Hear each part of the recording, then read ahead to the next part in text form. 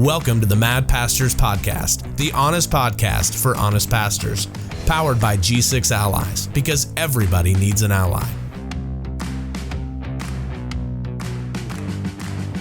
Welcome back to the Mad Pastors Podcast. I'm Ian. I'm Michael. And we're still doing this thing on video. So I didn't scare him off the first week, but I might scare you off this week. Hopefully the audio's a little bit improved. We had a wonky setting on the video. So those Don't of you say it now, because it might be wonky on YouTube. Hey, listen, we're not audio techs. We're pastors. So give us a little bit of grace. Hey, but darn good looking ones. well, that's fair enough. So I have to keep saying that because nobody else does. So if people say and now that we're on video, people can judge for themselves. All right, Maybe we should go back to just audio. Probably.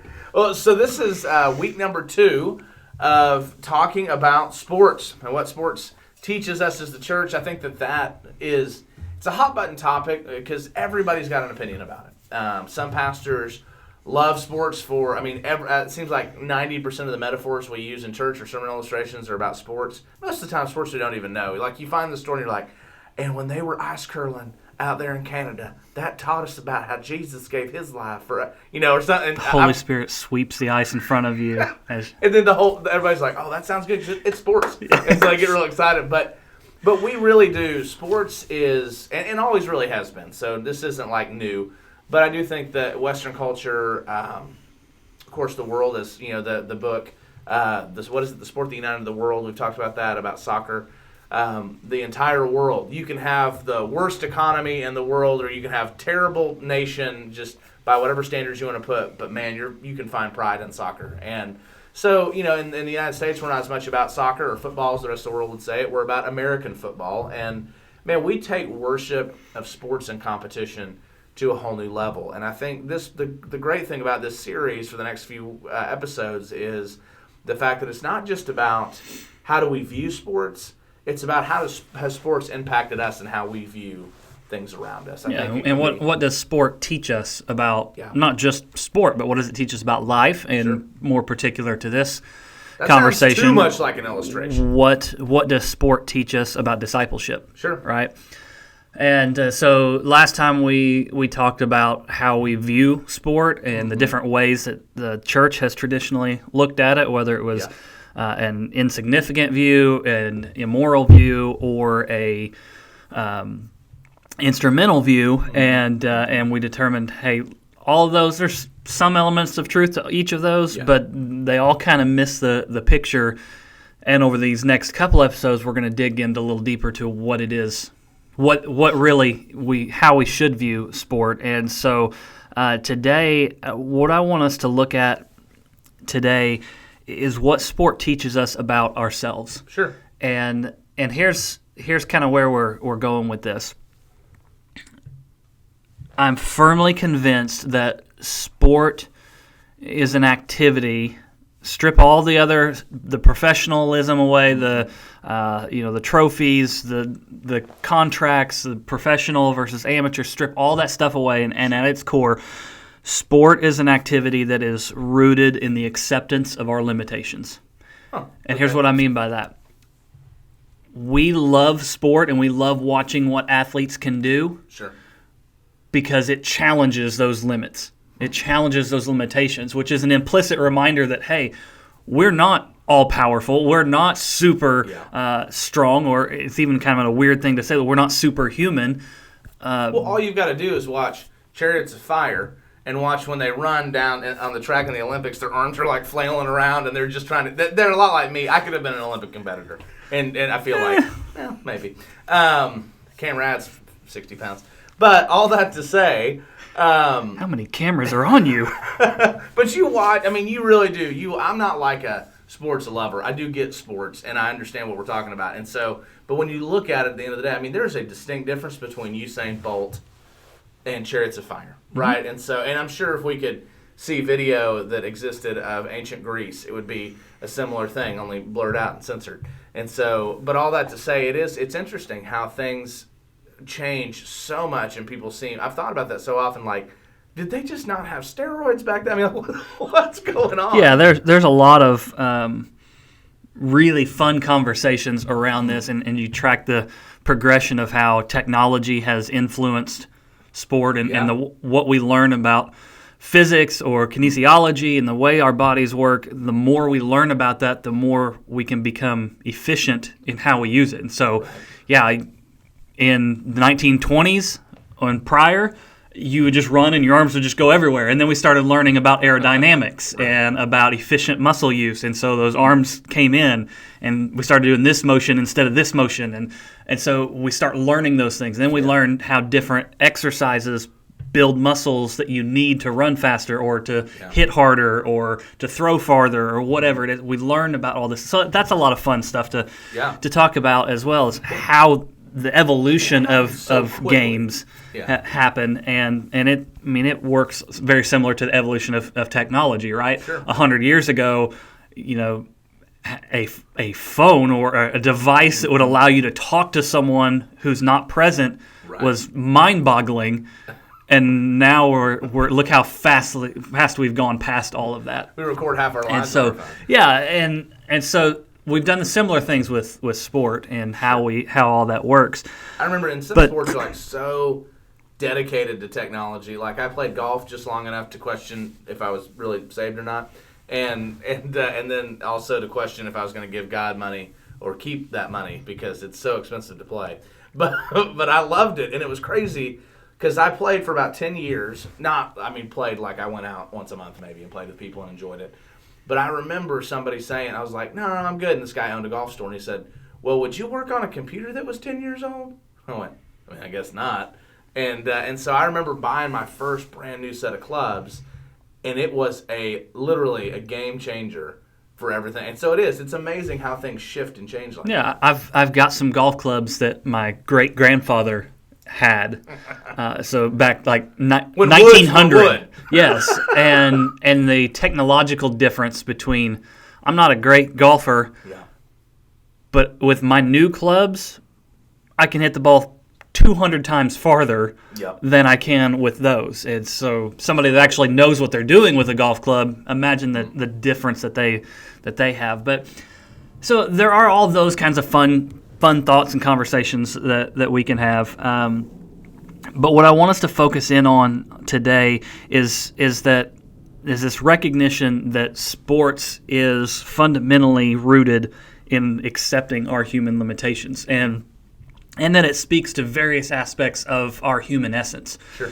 And so to do that, I want us to kind of venture into three different areas of this conversation. Okay. And each one compares and contrasts different aspects of sport, and then I want us to see how those kind of apply to our own spiritual growth. So the first one is this concept of performance versus results. Okay.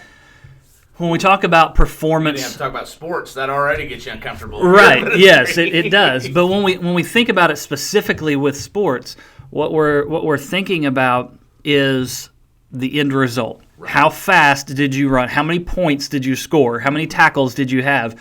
We're thinking about that end result, right? Yeah. And that, especially from a spectator's perspective, that's what gets us going, right? Yep. We don't want to go to a game that is, Americans particularly, the rest of the world not so much, because that's part of the appeal of soccer and part of why Americans don't like soccer, because a match that ends 0-0, Americans are like, what was the point? Or 1-0, 1-0. Right? If a tree falls in the... We like basketball games where the score is 121 to 119. Like, that's exciting to us. Yeah. But we want more, and we want bigger, and we want to see those things happen. Mm-hmm. And the sports culture suggests that end result is all that matters. And the end result of sport should be to win, right? We talked about competition last week. And so sports culture suggests winning is all that matters. Right. And if that were true, which I don't think it is, then any kind of rules would be irrelevant, right? Because if my goal is to beat you at a game of basketball, I'm going to poke you in the eye, I'm going to club you in the knee, I'm going to do whatever I can to make sure I win. Some people do, and the rest of them, but right? But that's the idea. Sure. Nothing matters except me winning, then everything is on the table. And so it's the end justifies the means kind of a concept. Sure. And we can pretty quickly all agree, oh, wait a minute. Okay, yeah, winning is super important. We may have various degrees on how important we think it is. But at the end of the day, almost all of us are going to agree that winning isn't the only thing that matters. There's kind of an implicit, so going off of last episode, we talked about the idea that sports can be immoral. We can assume that it's immoral and say, oh, I view it this way. And that kind of runs counter to that, right? If it was immoral, it would be like that. You win to win. And some people do, right? If you ever watched Cool Runnings, it's a win. John Candy's character, right, cheats in the Olympics, loses his gold medals, and it's not worth it. But there's this idea with us that if sports were that way and winning at all costs, really winning then becomes not unimportant. It loses its value.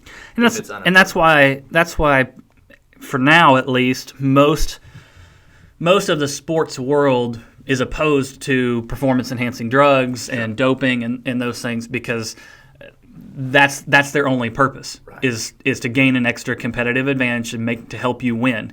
I just wait to see if that wasn't the purpose, then why do it? Right. Oh, yeah, and so 100%.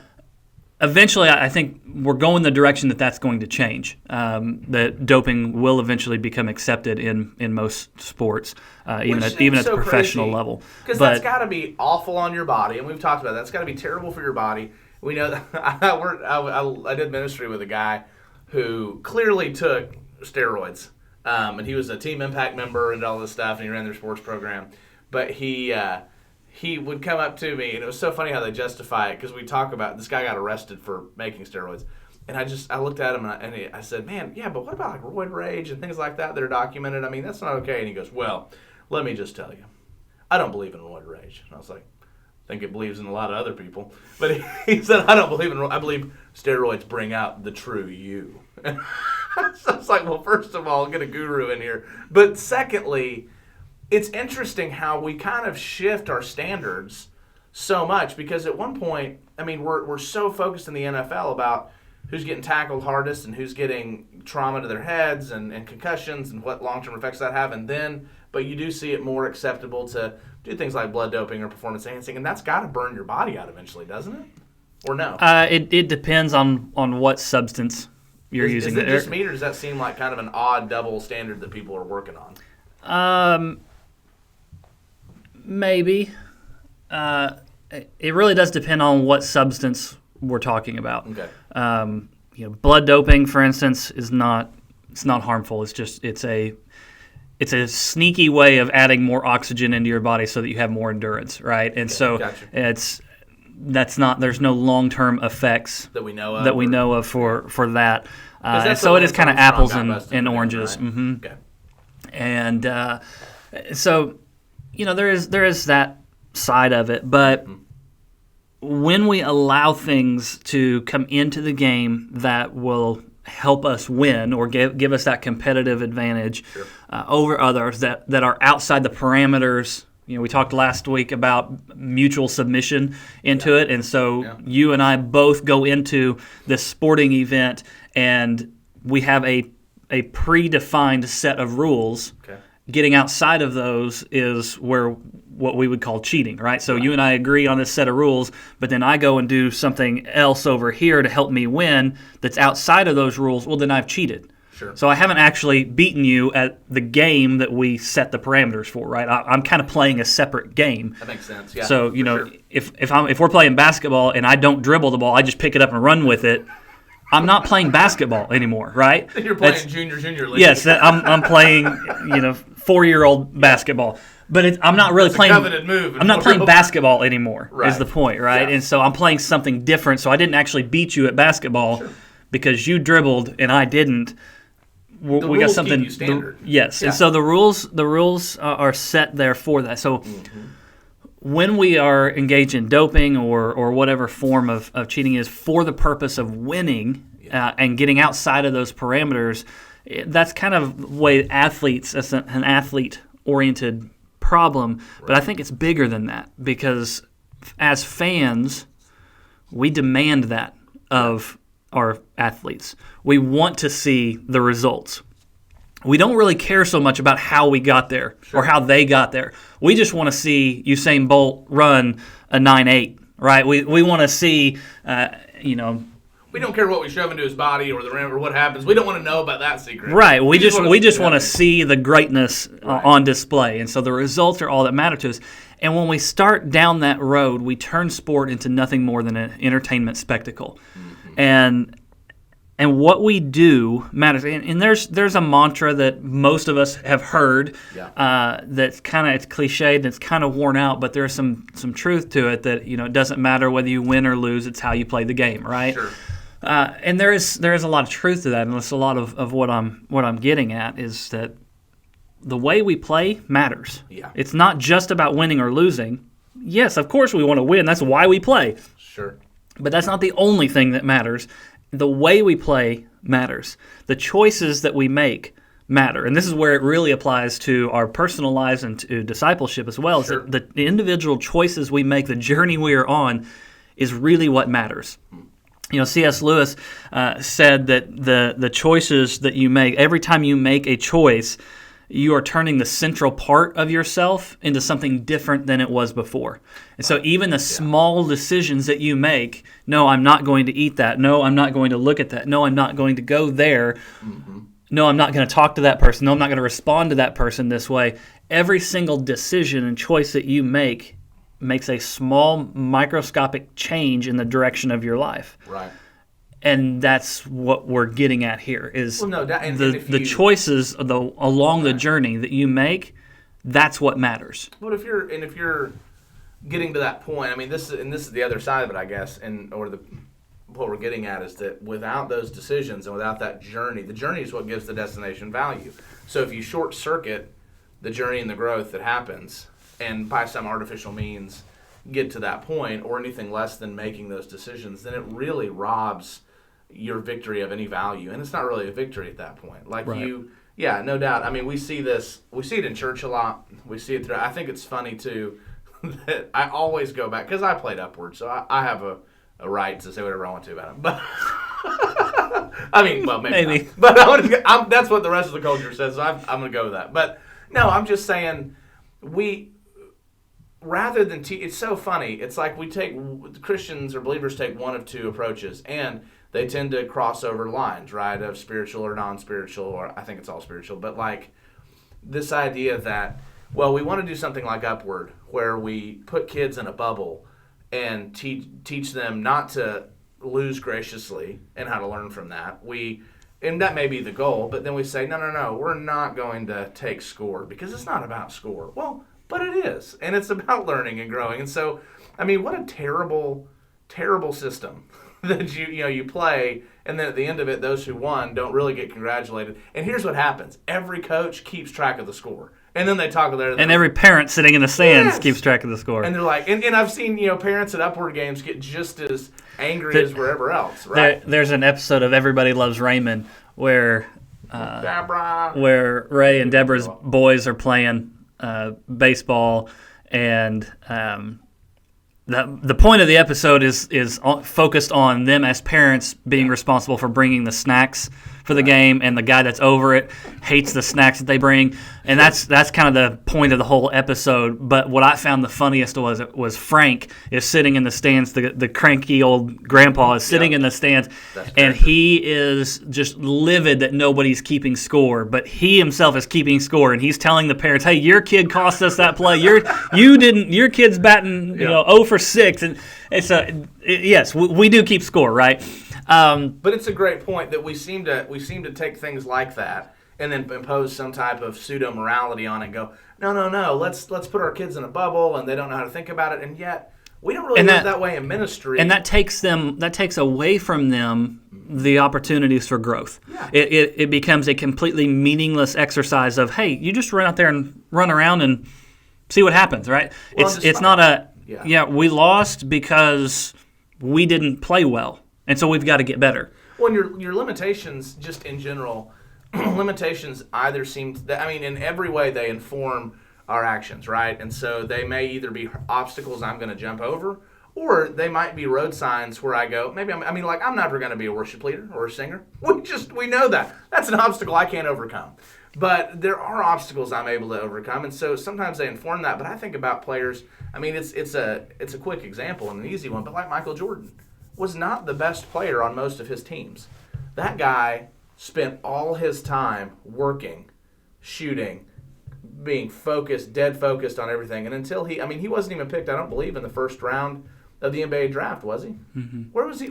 He was the best player on his team. I'm going to disagree with you on that one. Are you that? But he was the best player on any team he was ever on. In his biography, though, he struggled a lot in college at UNC, and it took him it was a whole nother opportunity to grow and to practice and to move to get to the point where he was at with the Bulls. Well, yes. I mean, obviously there was. I don't know. There was. No, we're not cutting anything out. I think that deviates to a whole space. On. So let's come back to the performance versus results thing here. Better off there. We tend to look at this as the results are all that matters, right? Right. And we even see biblical examples of where that's not the case. Where Jesus talks about this idea with the widow's mite, right? And, sure. and the giving just a little bit, and how much more powerful that is than the Pharisees who were living up to the standard of the law. And Jesus' point it's not about how much you give. The end result doesn't matter nearly as much as we think it does. And discipleship isn't about giving the most money or leading the best Bible study or pastoring the largest church. It doesn't have anything to do with that side of it. It has to do with making the decisions on a consistent basis and making those right choices time after time after time. That's what discipleship looks like.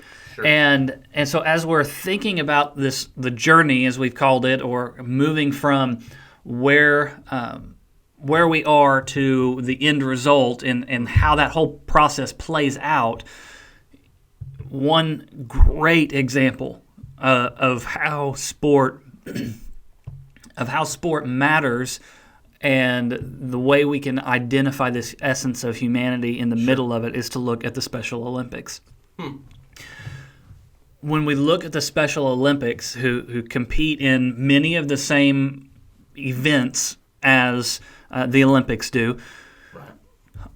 The times or the distances, that result is not nearly as significant as in the Special Olympics as it is in the Olympics. And we attribute that to those with intellectual disabilities, that they don't have the muscle development to do the things that Olympians can do. And so it makes sense that there's a big disparity in the end result, right? Sure.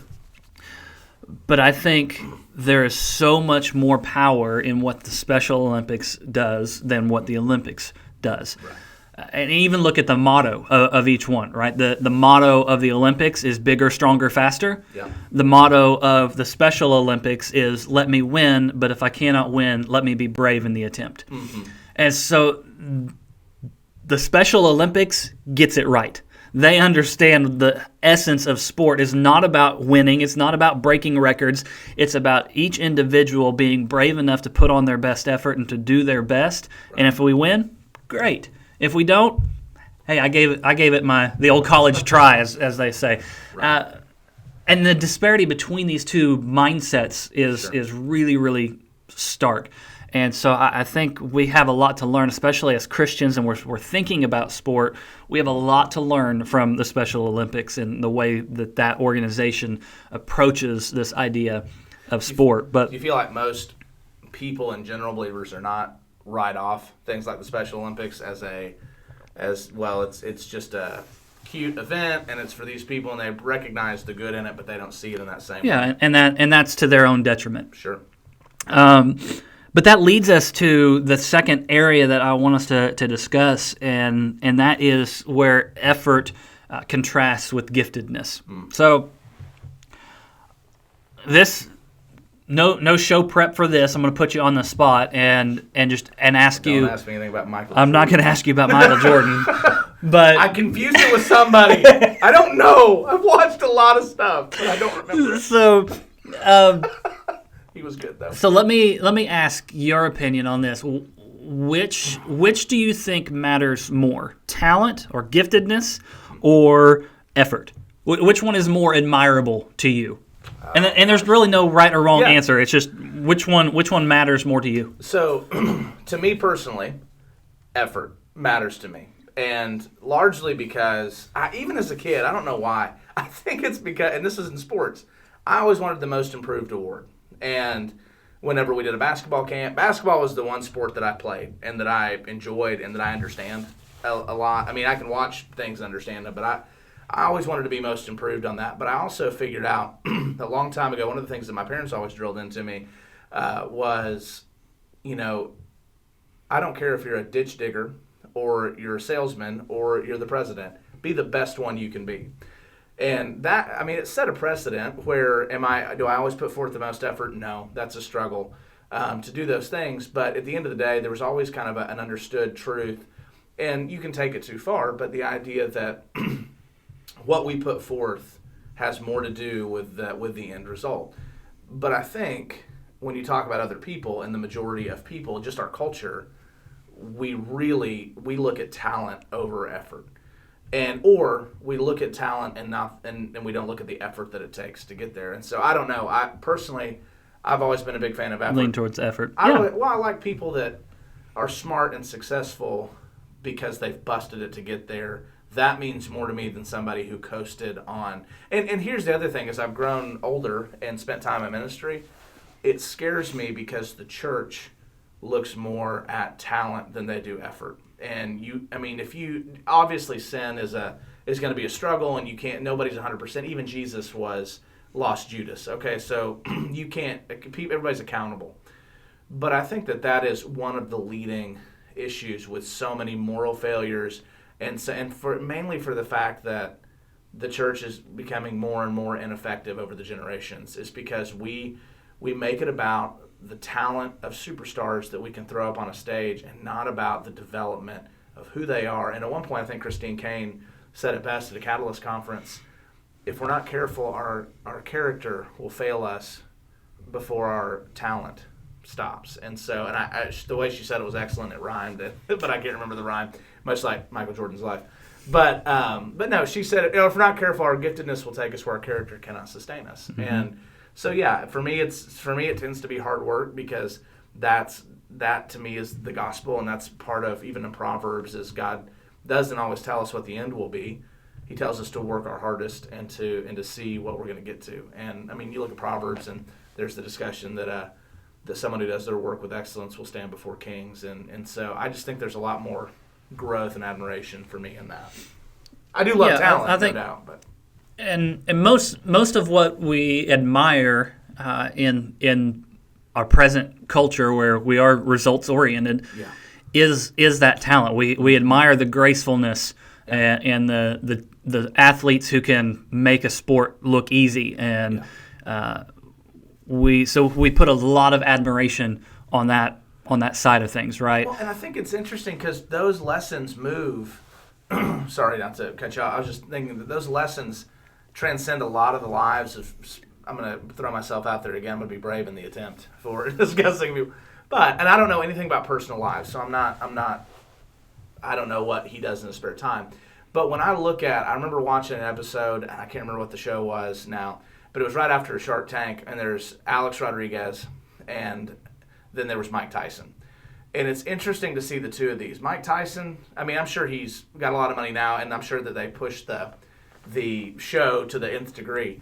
But apparently he was, this guy, one of the most famous athletes in the world in his time and in his right, and still recognizable everywhere, was living in a tiny condo, didn't have any money, and could not manage anything, any of his money, any of his brand, any of that kind of stuff. And then you've got Alex Rodriguez, who's an incredible baseball player, and that dude has worked hard to be an incredible business mind, to spend a lot of time in how he develops money, and so he helps Mike Tyson, and it just... the contrast there, and I'm not picking on anybody or talking one way or the other, but it is interesting that idea of hard work, it shows itself later.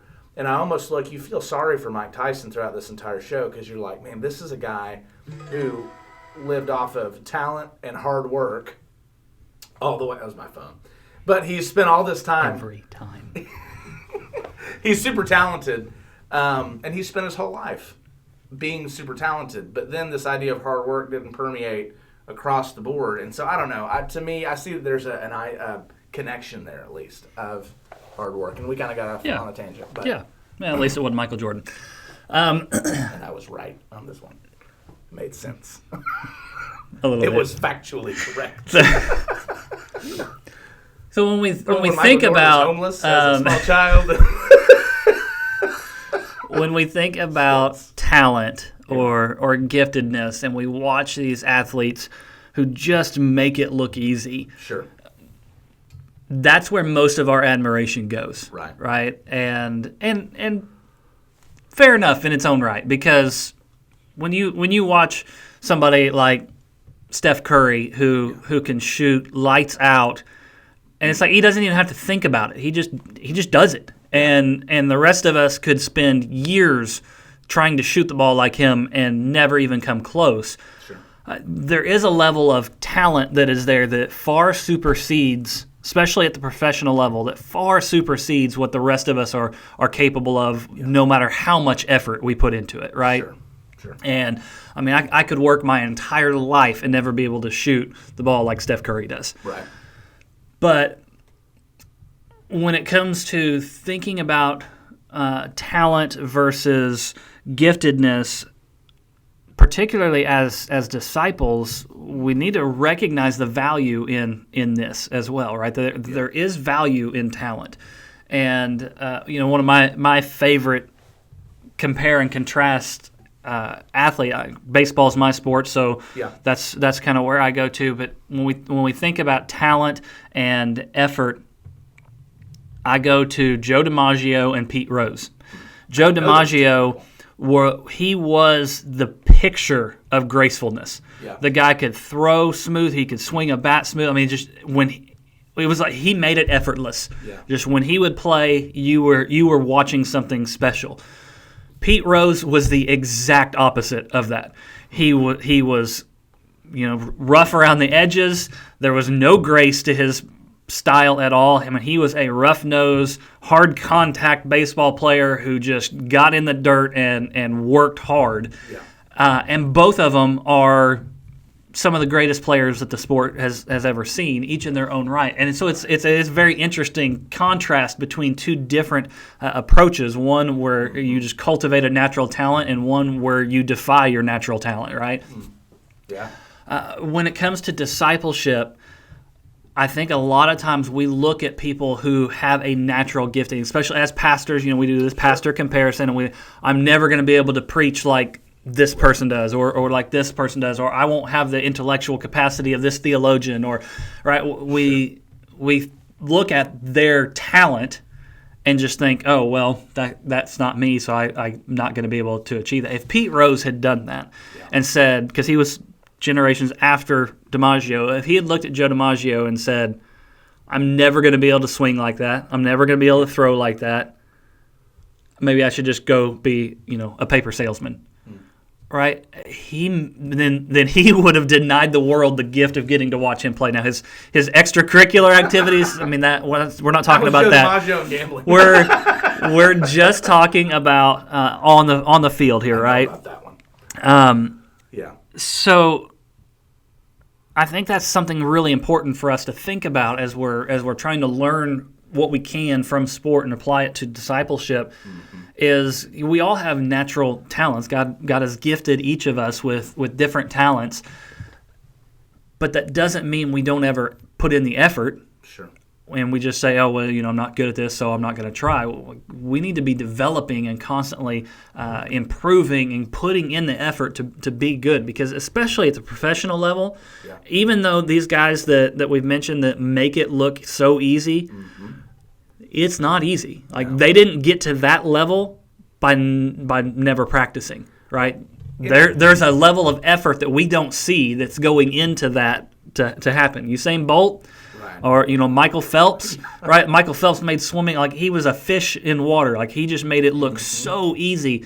But when you look at his training regimen, his diet, and all the stuff that he did from the time he was 8 years old until he won 500 gold medals or whatever crazy number he won in Beijing, like there was a ton of effort that went into cultivating that talent. And I think we as pastors or as Christ followers in general, we don't put a whole lot of effort. I mean, imagine what the church would look like if believers put as much effort into cultivating their discipleship as Michael Phelps put into swimming. Oh, no doubt. The problem is we don't. Well, there's two things for me that just came up in my mind and that I think are helpful things to add. One doesn't really go along with sports like seamlessly, but the other one is does the fact that there is such a thing as talent, that Michael Phelps, obviously a ton of disciplined work that went along with what he did, but I've also, maybe this is another Michael Jordan moment, but I remember reading at one point, because he was just medals out the wazoo, right? I think he beat Mark Spitz's record. He has the most gold medals of any Olympian in history. And at one point I read that his body, one of the reasons he's so good is that his body burns lactic acid so fast he doesn't cramp very often, right? That's not something he did. He was born with that. I mean, he may or may not be able to, or you talk about Steph Curry, and granted, I'm not saying that there's not, thousands of hours of work put in there. But should talent humble us in the way that we know at one point, yes, we put the hard work in, but should there be a certain humility that, you know what, I really wasn't in control of my talent. Like, I was in control of the development of it, but I didn't get blessed myself in my body with the ability to do that. And that goes. Because we don't see that a lot. That goes back to the very first thing that we said, that sport is an activity that is rooted in recognizing our limitations, right? It goes back to that. But we don't see a lot of people think about it that way. No, absolutely. But so it's moving into even church or into regular life, we don't see that a lot either. We don't see people. We see the opposite. We see the same idea. Somebody's incredibly talented, so everybody rushes to them or pushes it, and either they have some kind of moral failure, they go off the rails, or they're just so about themselves. And there should be, the more gifted we are, the more humility that we have to realize that we're not in control of that gifting. And maybe that sounds like a basic thing to say, but I don't think it gets used very often. Yeah. And the idea of that giftedness,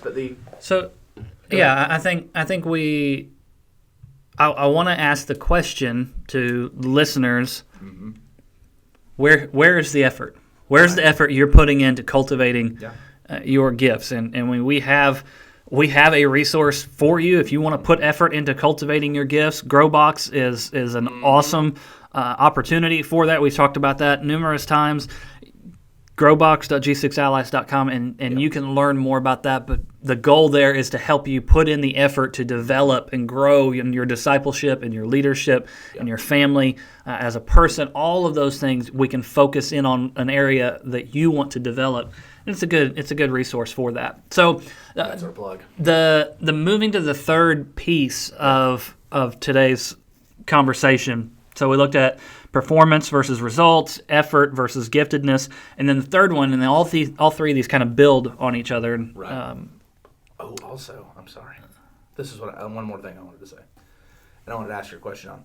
It's more of an encouragement to pastors or to, I just think, believers in general. We don't have to get, there's a lot of places I could go with this, but the other thing is this too. I used to become it's the comparison game, right? And we do, I believe Scripture teaches us as well that comparison is the thief of joy. Like if you want to constantly be defeated and frustrated, then constantly compare yourself and your abilities to everybody else, because you'll always find somebody worse than you or better than you. But that's the idea, is it's not about that. But I remember we talked about, pastors and theologians and saying I could never preach like them, I could never think like them, and to some extent it took a weight off of my shoulders. And I have some natural giftings in communication or in relationships with people and things that I've developed or giftedness, but what's interesting to me is I used to get so frustrated so often, like, why can't I preach like this guy? And why can't I preach like that guy? Or I see this guy. And what was interesting was at one point it finally caught on, and I realized most of those guys at that level were paying people to pull all these, like I would go, how do these guys know so much about every subject that they talk about week to week? I couldn't even read the pages. And then I realized they're not reading the pages. They're paying somebody at Docent or somewhere else to $30 or $40 a year to do nothing but study for them and do research for them and pull stuff for them. And that was a huge weight lifted from me, especially as a young pastor going, you know what?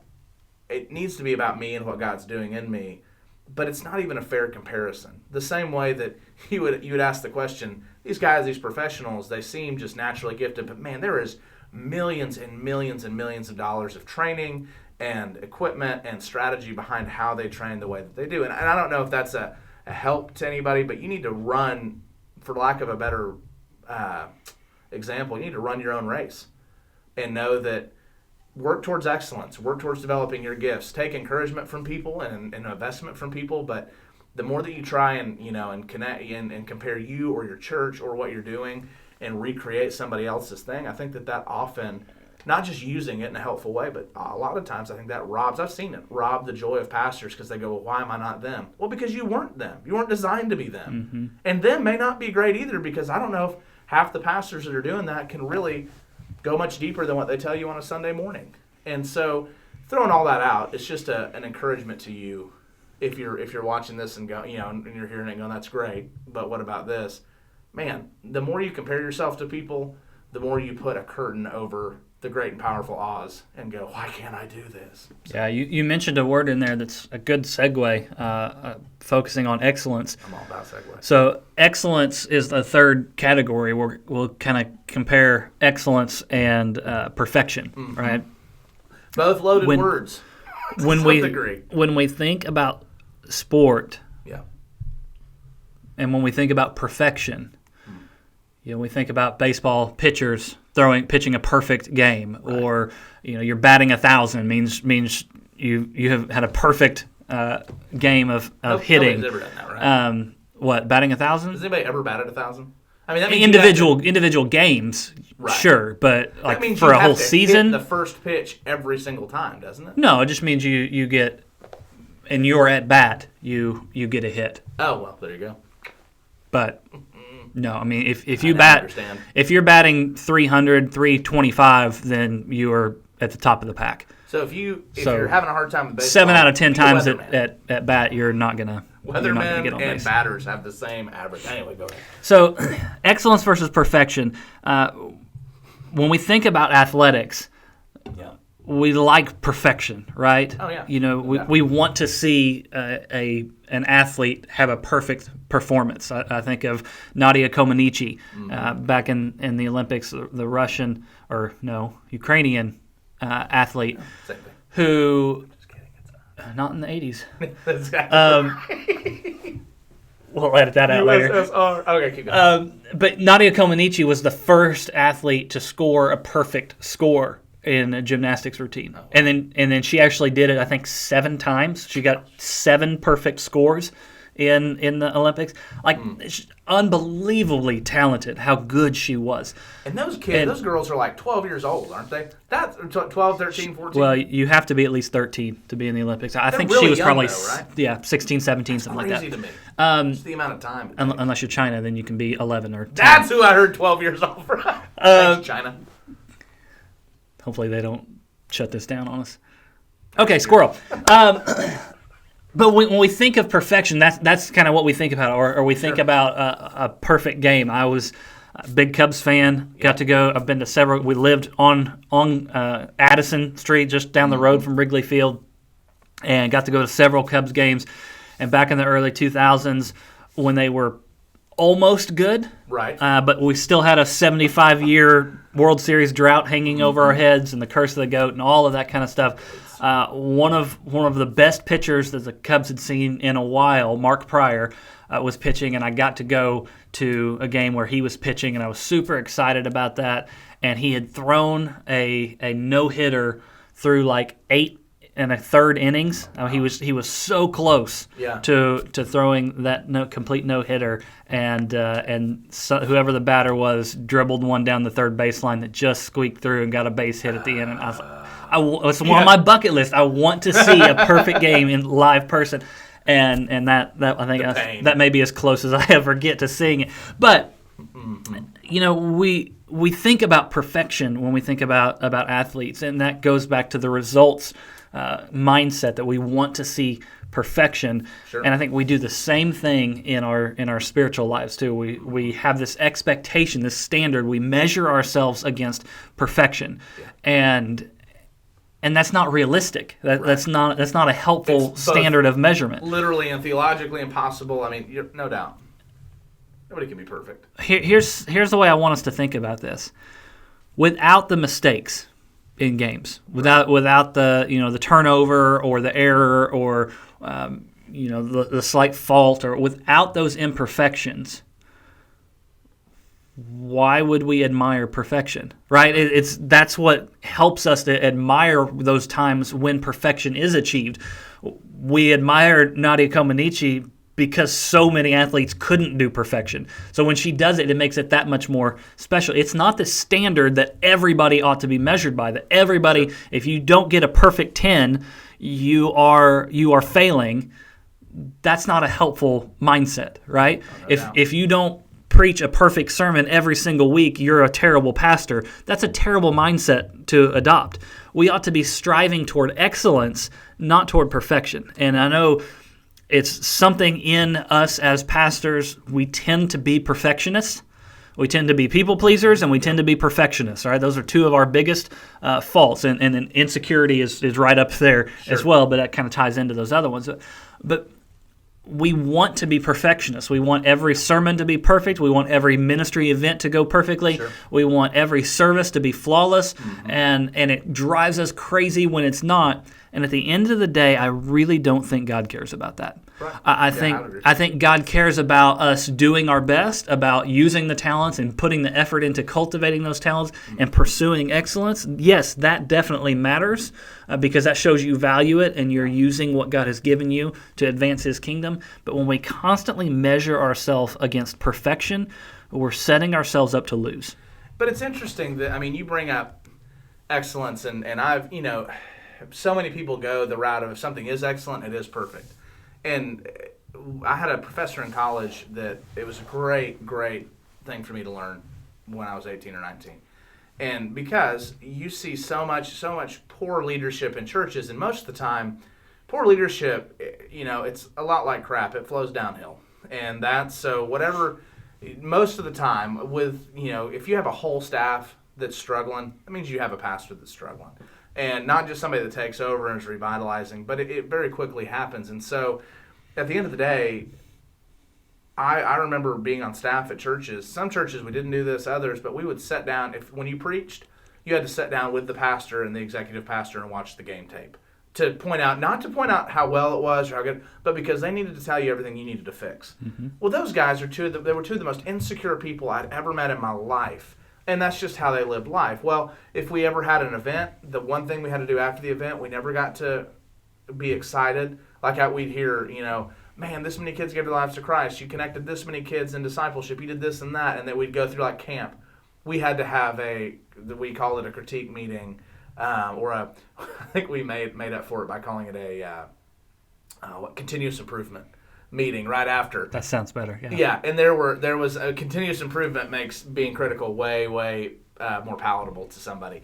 And it was always, well, we're getting better. But the interesting thing is, unless you're spending similar time encouraging the things that you do well and seeing what is good, you don't tend to develop those things. You tend to only focus on what's worse. And in Greek, the word for excellence is arete, and this is, I don't say it well, but because I don't speak Greek fluently, but this idea of arete, which really connects into sports and into that, the word doesn't mean perfection. The word means somebody living up to their full potential, and that's a very different understanding. And I remember, and the crazy thing is, if we all lived up to our full potential, we would be so much further along than we are now. But rather than focus on fulfilling our potential and doing better and growing, we focus on everything we don't do right. Mm-hmm. And I think that's, to me at least, and that's especially worse after a perfect performance, or going back to sports. Yeah. When you do have a game of perfection. Yeah. Or when you preach a perfect sermon, occasionally you might do that. You may just knock it out of the park and just do a fantastic job, and then something in our mind says, okay, that's the standard, and if I don't do that next time, if I don't achieve perfection, then I'm failing. But sports teaches us a lot about this, because so many athletes may have a perfect game or have a perfect performance, and then the next time they make mistakes. They go back to being normal humans, right? Yeah, 100%. But it's not measured on an individual basis. We shouldn't measure our ministry on an individual basis, or by event, or by sermon, or by Bible study. It needs to be a cumulative growth trajectory. That this time I did awesome.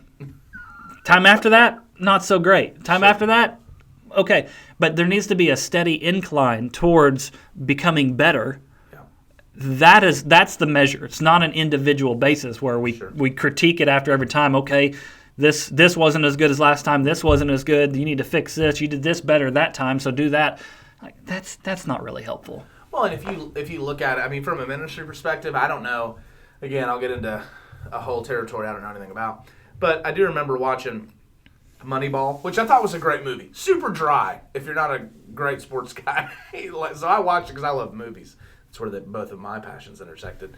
But, I remember it was interesting that their focus wasn't on the best players. It was on putting people that did well in their particular positions, and they created more of a team that helped everybody else. And I think about the same thing in ministry overall, and you can correct me if I was wrong on that. But we look at ministry, and we either attack all of our weaknesses, or we do judge it event to event to event, and it's like we are spiritually farsighted.